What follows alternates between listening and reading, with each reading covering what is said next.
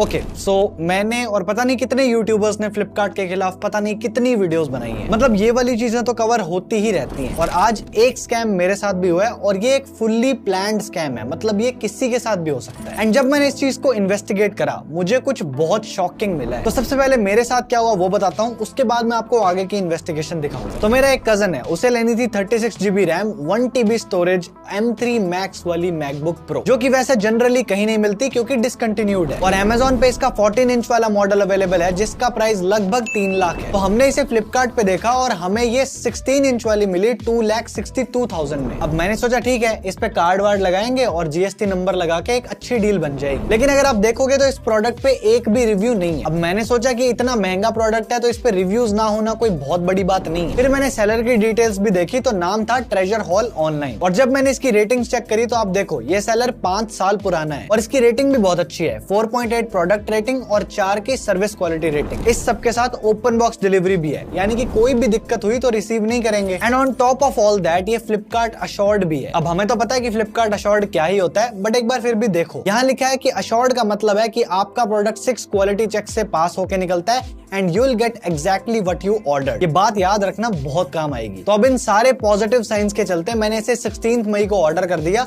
और 20 मई को ये लैपटॉप मेरे पास आ गया। और जब ये डिलीवर हुआ तो हमने इसकी ओपन बॉक्स डिलीवरी के टाइम की वीडियो बनाई और अब मैं आपको वो दिखाता हूँ और एक एक चीज को थोड़ा ध्यान से देखना। पहले तो ये डब्बा देखो, ये बिल्कुल पूरा फटा पुराना सा डब्बा था, बट चलो कोई ना, इसका कोई बड़ी बात नहीं है। अब इसके बाद जब डिलीवरी बॉय ने बॉक्स को बाहर निकाला तो ये टेप देखो खुली हुई है। और जब हमने उनसे कहा कि देखो भाई साहब ये खुली हुई है तो वो कहते कि ये सिक्योरिटी सील है।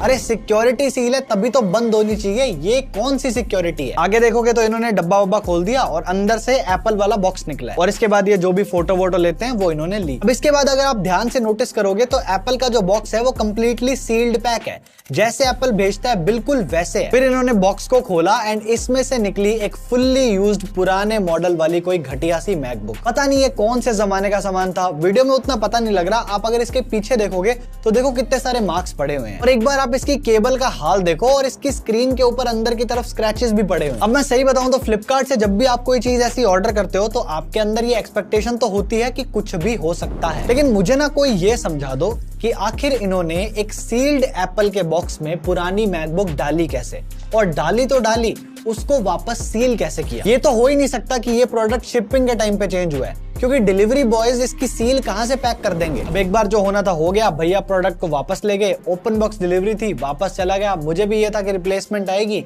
नया प्रोडक्ट आ जाएगा, लेकिन काश मैं ऐसा कह पाता। इसके बाद इस प्रोडक्ट की रिप्लेसमेंट डिलीवर होती है 26 मई को। अब मैं आपको सबसे बेस्ट चीज बताऊं